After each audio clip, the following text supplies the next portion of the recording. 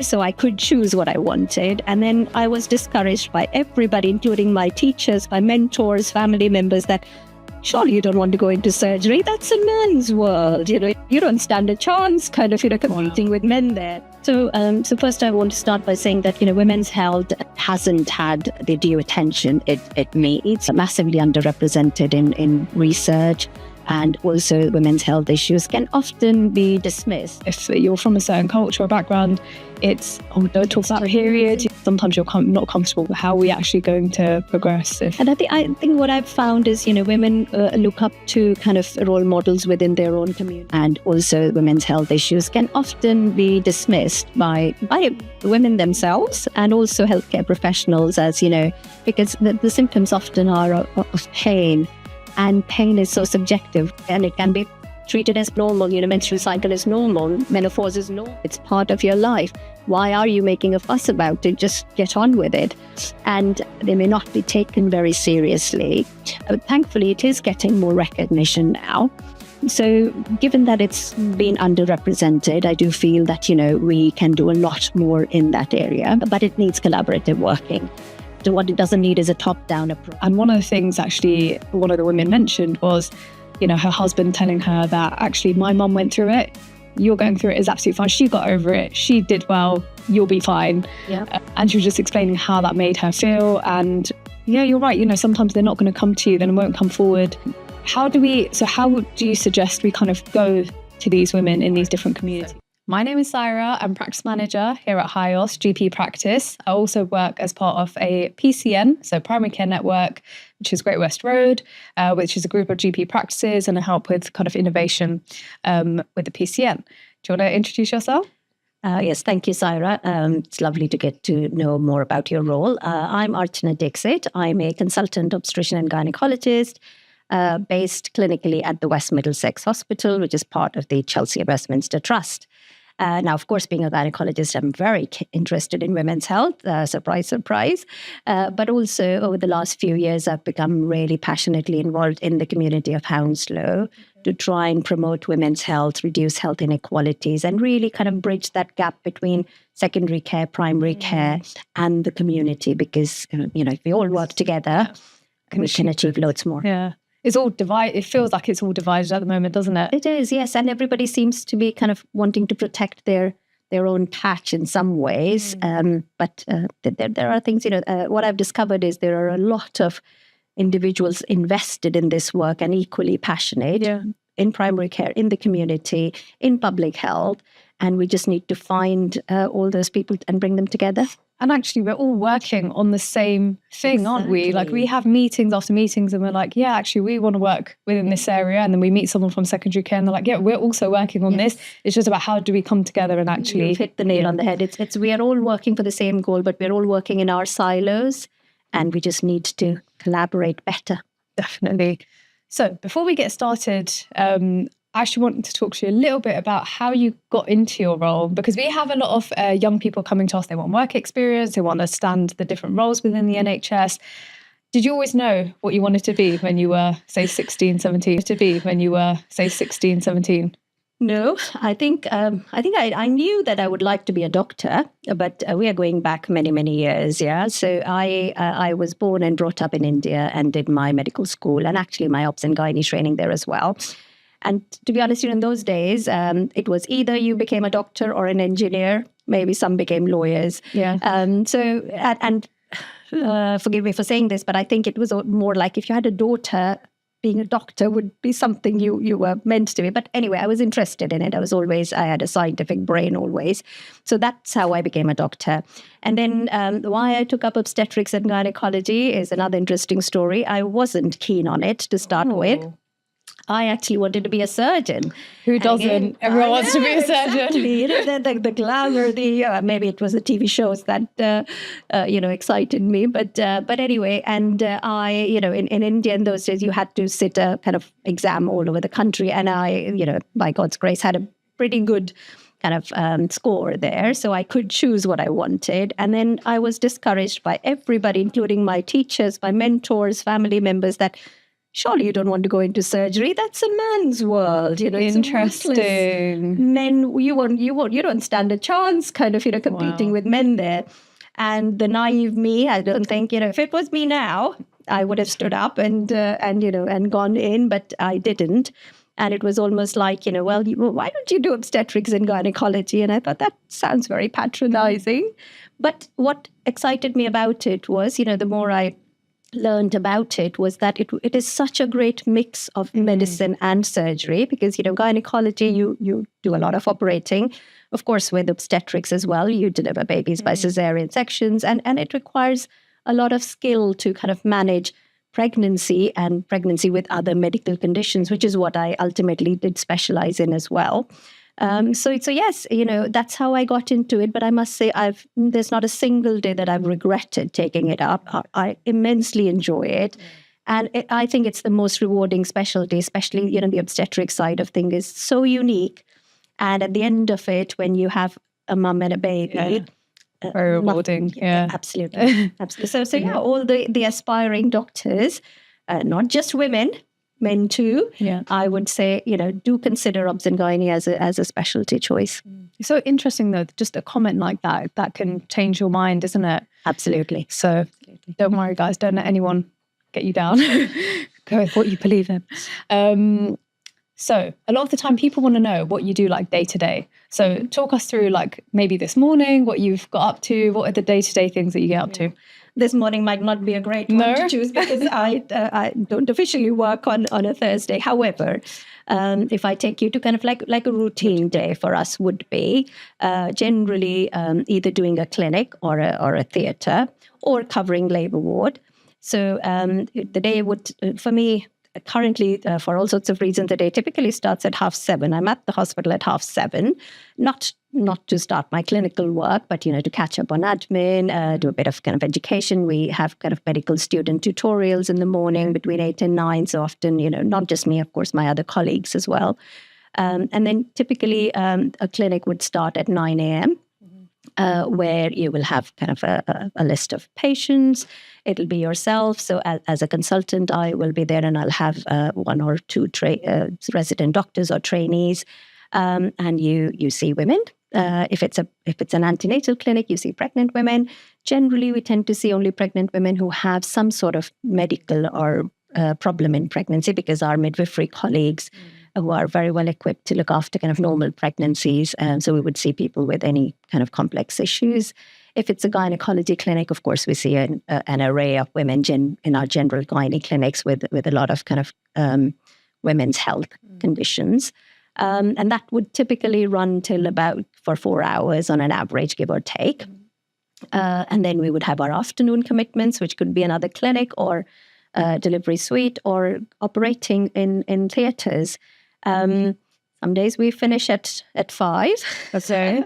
Other days? Other days, things may go on for a bit longer. And when we tend to be on call, then, you would go and be on call for labour ward and gynecological emergencies. And then depending on when you finish, you would go home and be on call from home for the team, a fresh team, which would come and be there at night. So does that kind of give you? Yeah.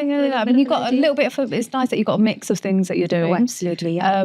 Is there like flexibility? So you mentioned that when you do like the night shift, so you're on call, then say the next day, because it can be quite, do you get a break then the following day? It depends on what kind of, if you have been in the hospital all night, and some of our colleagues, and the trainees would be resident at night, then yes, they would not be working the next day. They go and they might come back for another night, some of them. But if you have been there till say 9 p.m. and then gone home and been on call over the phone, yes, you are back next day doing your usual commitments. Okay, interesting. Okay, you mentioned the kind of most rewarding things about your role. Is there something that you don't enjoy, or on the bottom of your list of things that you enjoy? The list, probably all the admin stuff which comes with it. And I'll be honest with you, I'm sure it's across the kind of whole NHS. Slowly over the years, the support staff we get for admin support has slowly started dwindling. So a lot of it is on our plate. and it can sometimes be tricky to be able to keep on top of it. And the other things I don't enjoy are meetings that don't go anywhere. Oh God, don't get me started. We all know about those Constructive meetings I definitely enjoy, but yeah, we all know about meetings for the sake of having meetings. Exactly. When I could be looking after women, I could be interacting with women. Exactly. So you wanted to come on and talk about kind of collaborative working. We mentioned a little bit about kind of primary care, secondary care, community not doing the best to come together or working together. But yeah, what are some of the things that you think that we could do to kind of help with women's health? So first I want to start by saying that, women's health, sadly, over the years, hasn't had the due attention it needs. Half the population is made up of women, but they kind of have lagged behind in terms of, I won't talk about other things they've lagged behind, but certainly in women's health, massively underrepresented in research, and also women's health issues can often be dismissed by women themselves and also healthcare professionals, as because the symptoms often are of pain, and pain is so subjective, we know, and women can be, and it can be treated as part of normal. Menstrual cycle is normal, menopause is normal, it's part of your life. Why are you making a fuss about it? Just get on with it. And they may not be taken very seriously. So I do feel that it's an area, thankfully it is getting more recognition now. So given that it's been underrepresented, I do feel that we can do a lot more in that area. But it needs collaborative working. And what it doesn't need is a top-down approach. We shouldn't be deciding what women need and then give it to them or tailor our services based on that. So it really needs a collaboration between healthcare professionals, between policymakers, but most importantly, the women from the community need to guide us as to what their needs are. If we take the example of Hounslow, we have a national kind of women's health strategy or whatever it might be. But is it truly applicable to the needs of our local population? And no nation can truly, especially we are all so diverse now. You can't create a national strategy which will be applicable to every area. So I feel that, within Hounslow, if we have truly collaborative working between secondary care, which our local hospital, West Middlesex, is, with our primary care colleagues, so people like yourselves and the GPs, the practice nurses, but also involve, very importantly, those women whose voices are never heard. And believe me, we've been doing a lot of engagement work with women in the community, and all women have something to say. So, and the ones who get left behind are those who are perceived as kind of, not being good with the language or, and there are lots of barriers, we know, social, cultural, language, but, you just have to find the right way of communicating with these women, and they have so much to contribute, so much positive stuff and ideas come out of these meetings, which we may never have heard of. Definitely. And you mentioned Hounslow is very diverse. We've got so many different cultures, different religions, but you're right, access could be a problem. Or like you mentioned, sometimes people are going through this, different things, and they think, well, it's just normal, or maybe my mum went through it, my sister went through it. Yep, it's fine, just get on with it. We actually run group sessions. So we brought in, kind of sent messages out to patients saying, specifically for menopause, this one. And we thought, let's just bring in a group of people, let them know, look, come along, let's talk about menopause. It was a group of, say, about 10 women, and all different, backgrounds, communities. And one of the things actually one of the women mentioned was, her husband telling her that actually my mum went through it, you're going through it is absolutely fine. She got over it. She did well. You'll be fine. Yeah. And she was just explaining how that made her feel. And yeah, you're right. Sometimes they're not going to come to you, then won't come forward. How do you suggest we kind of go to these women in these different communities? Because if they're not coming to us, how do we go to them? So again, these were questions which we raised when we started this work about a couple of years ago, and what the thoughts that came to us, and that those have worked for us are, faith groups.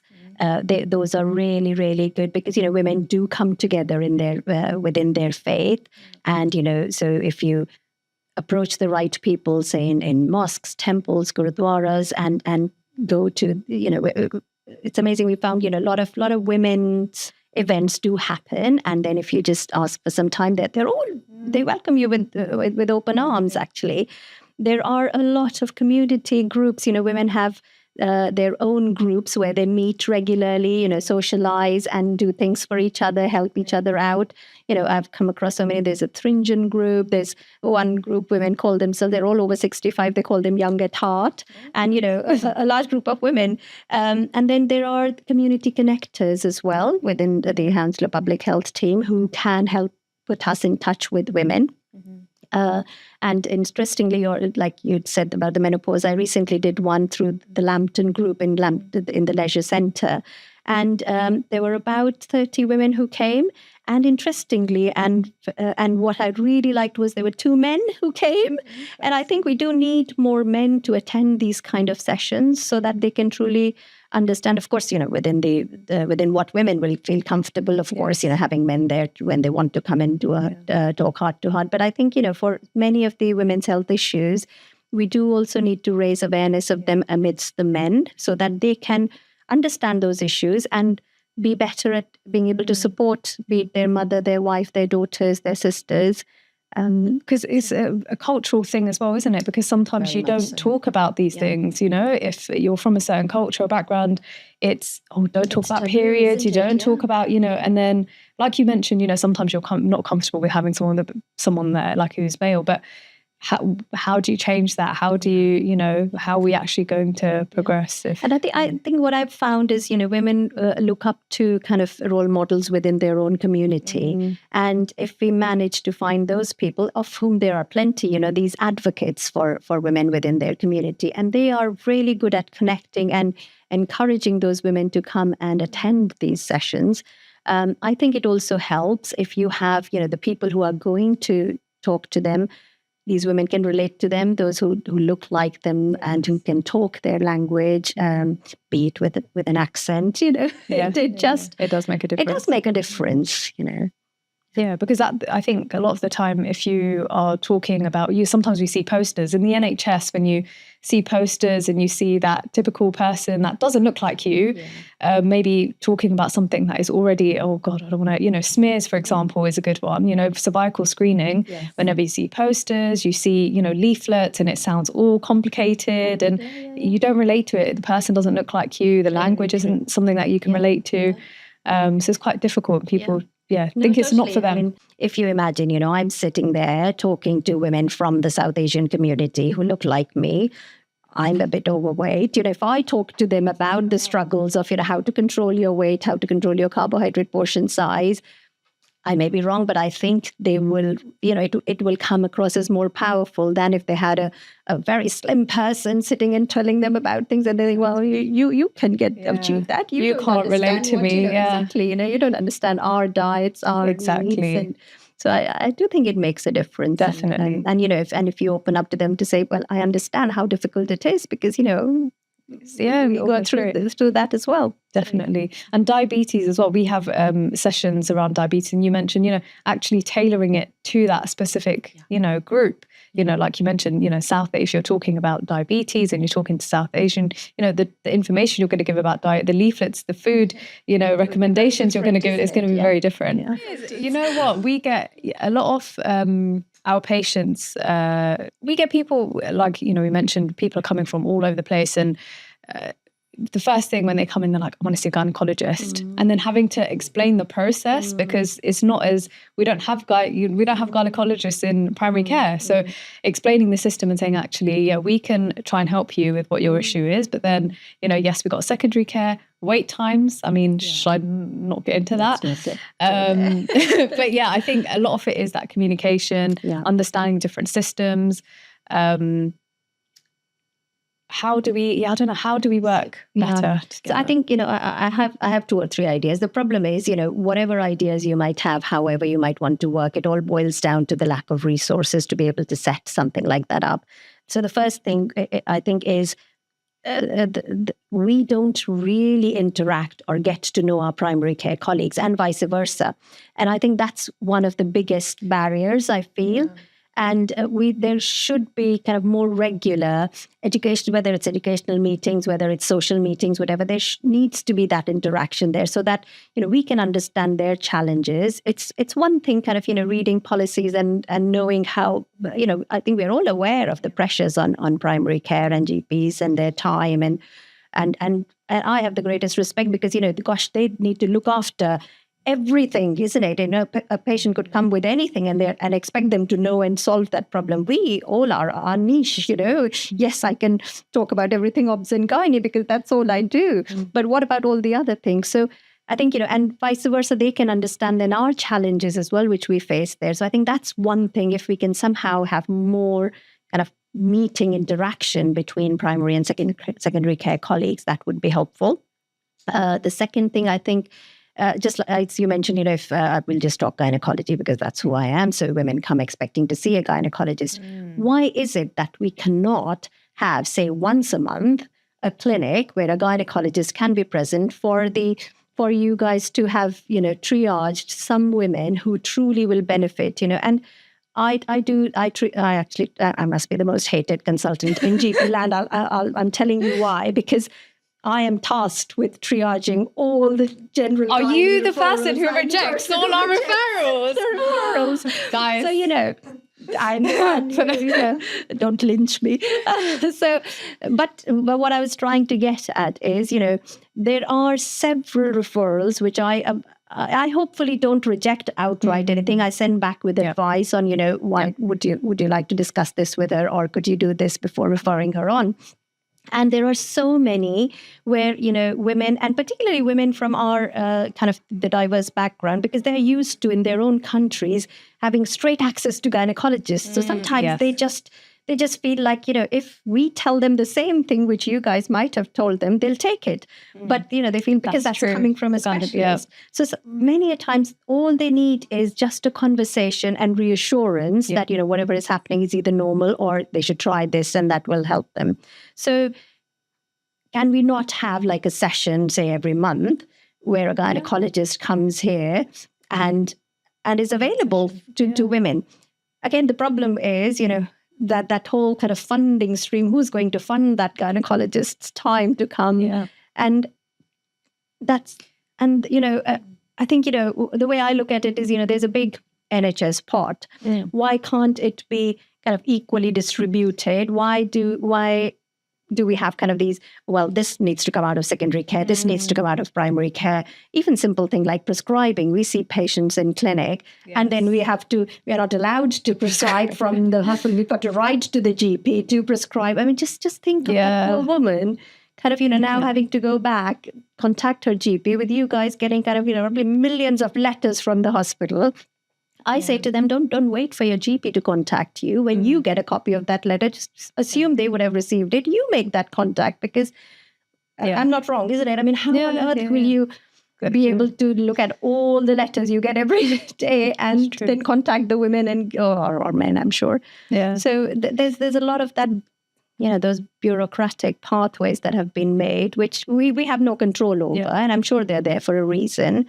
But somehow within that framework, we've got to find better ways of communicating between each other. Definitely. I think, like you mentioned, at the moment, the process is, yes, we refer you, but actually if we're talking about funding and looking at that patient's process and actually waiting, if they come to us, they present with something, and then we're saying, okay, well, I'm going to refer you, and then it takes a couple of weeks, it goes to you, and then you'll think, actually, that's not appropriate. We could have just stopped all of that and, said, actually, once a month we have a clinic, why don't you pop down? Maybe this is the sort of thing, have a little topic or an area that we focus on, and it's just done there and then. You've got, a lot of it is education, isn't it? A lot of it is just absolutely. And there are so many kind of procedures which we can just help our GP colleagues to, for instance, I know there are many GPs with a special interest in women's health. If they can be I wouldn't say taught, but kind of, just given that confidence to do certain things, for instance, for prolapse, inserting pessaries is a fairly simple thing to do. The number of women who get referred to us because they went for a smear test and have a little polyp on the cervix, totally simple thing to remove. Our GP colleagues or even that practice nurses, those who are doing smears, can easily be trained. So, why can we not come and train a group of practice nurses to do that procedure. That's I can tell you that's at least 10 referrals a month, which won't need going there. So a lot, and I'm sure there are lots of things which can be.